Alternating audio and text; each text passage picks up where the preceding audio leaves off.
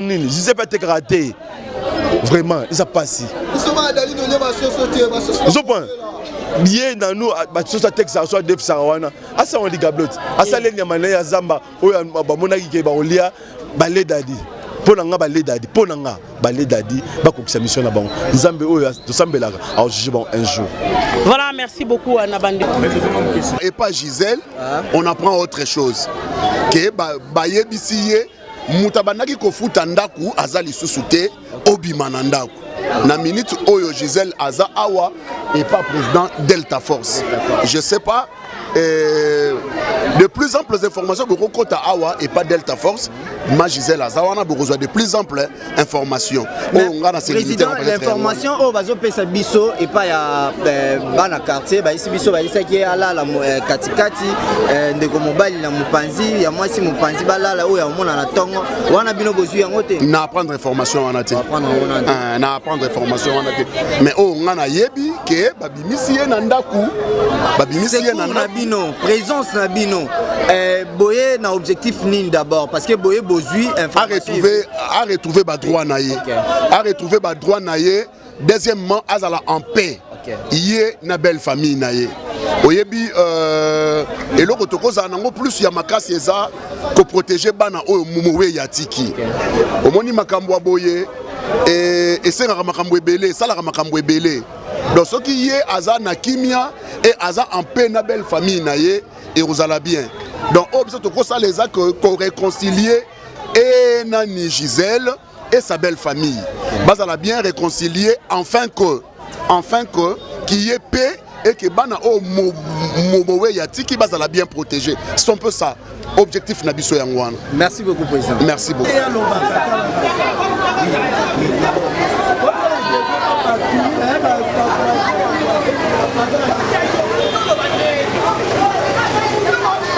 Donc à Automoni Tozab vraiment na et pas si c'est un saut delta vraiment na résidence na ye mais baboyi tozwa moi c'est interview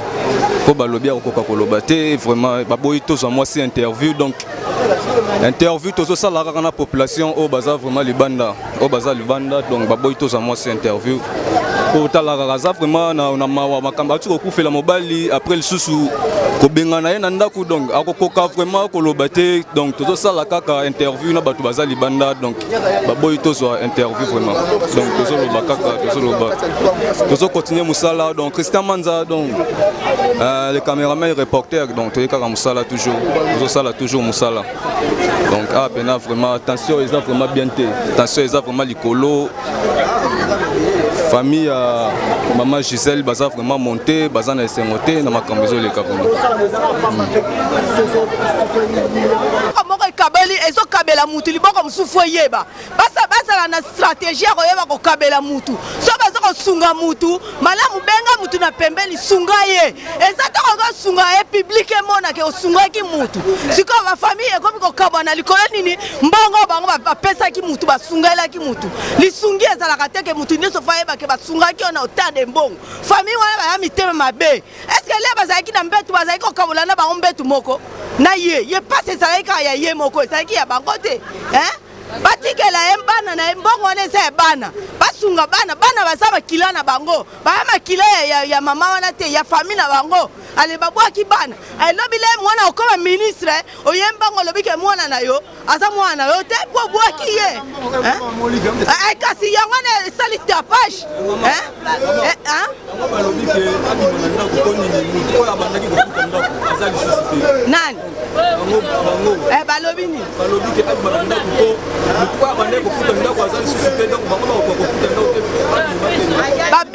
babimisaka mutu sikoyo te fallait basela le fils kata 3 mois après babimisa mutu bongo bino ka mbala mongo mutu kudu na polite kaka lelo mba bongo bengani mutu se bozaki na bolingwa mutu wana te bayaki na bolingwa mutu wana te albosimbo ebela mbongo ndengwana mutu pe bafunguli ete batale longi na ye peut-être bombomaki ye pete boniele ba mbongo ba miyibi ba miyibi esuki bongo.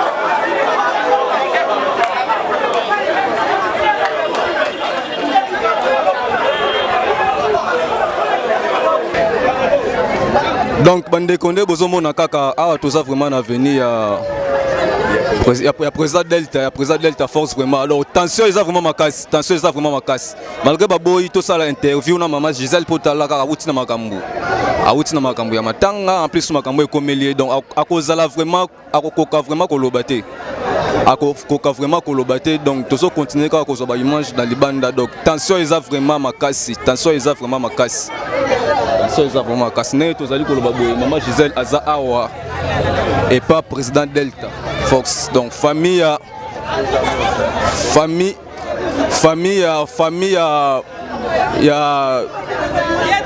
papa Dadi Kikambala bango balobi ke babimisi mwasi na ndako po nini mbongo ya kofutela ndako eza lisusu te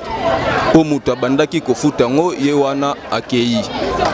yango esengeli fo abima na ndako wana donc toza vraiment na souci makasi donc Christian Manza les reporters caméraman les reporters tozo continuer toujours kozwa ba image mais ba saboter de dit na dernière minute corps Dadi et poli ezalaka te ndeko na bino moko to tshana population te to tshana ba relation te to tshana ya botata na bo mama bazo bemba Dadi ba police ba ko bimisa ba ko ambome jour corps ezobi mais ezalaka te o bino bo sali nazana kanda on a pire vient na biso la kito to ana kanda makasi wana pire vient na biso o eza sabotage mama Olive yaki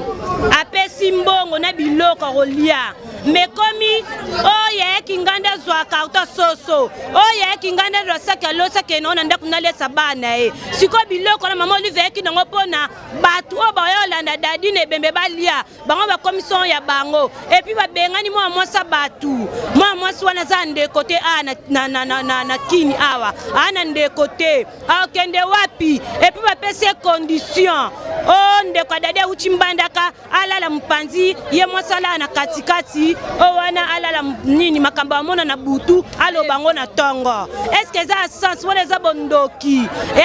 mama Olive e bondoki botala mwasa batu oyo to ana kanda makasi oboteta bokuya siko na makambo ni seleki pona yo ko bango ni pona nga ntake mwasi na pe la bana nanga ko be se komelinga na sepe nango te leta penza baswa swaya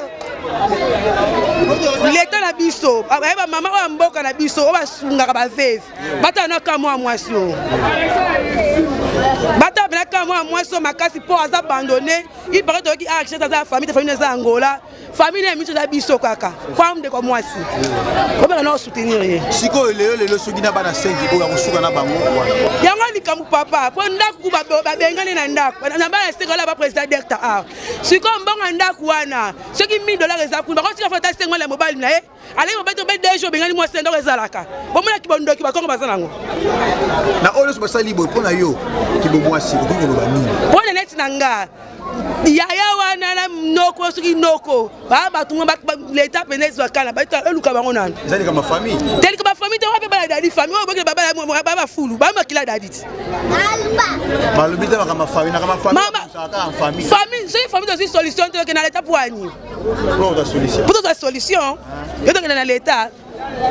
tant musu eta ba rando ya famille rando par rapport à ni ba yaki mwana ba rando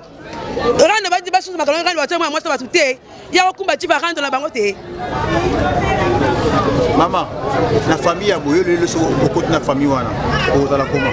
nga fa ba ekutu ko mo ni net nga na fandi be ngamo no leta o mo mo sende bo nzambe ya katine mo nga na fandi boy ba mekate nga na ni atemi be ko nga pa na par na nga ba mekate ba ko sola ngote ba ko somo siko kaliki na bino bana quartier pona bino ko manifester ni boko neti pona nga na minute mo sola so na ndaku na garantie sana afana le labana ale la mobile na ndaku wana bo de leti ya ndaku wana pona nga ya minute de se sabazwa mwasi wana bana wana ba so disila ka ndaku wana bo muto esiba bengani ya okene ndenge non est-ce que ba famille wala ki leta makasi des populations de telle ma famille qui ont makasi ndaku ko ba bengani ni mwasi za ndaku wana ndako Dadi ye mwana no futela ba mwasi wana okinde ko mwasi mo ke ba benga ba seke condition ke selon coutume na bango alala na ndiko Dadi bembeni utimbanda papa eza c'est vrai mais est na mboka oyo na moki ya lelo c'est coutume renia la susu coutume renia la soute otire na sute ola bondoki na mwasi wana yabite soka bala na ibida selete po nga ko sala ngote pa ndeko na nga kufi na pa ndona munene na sabu so na sala ngote baba ndoki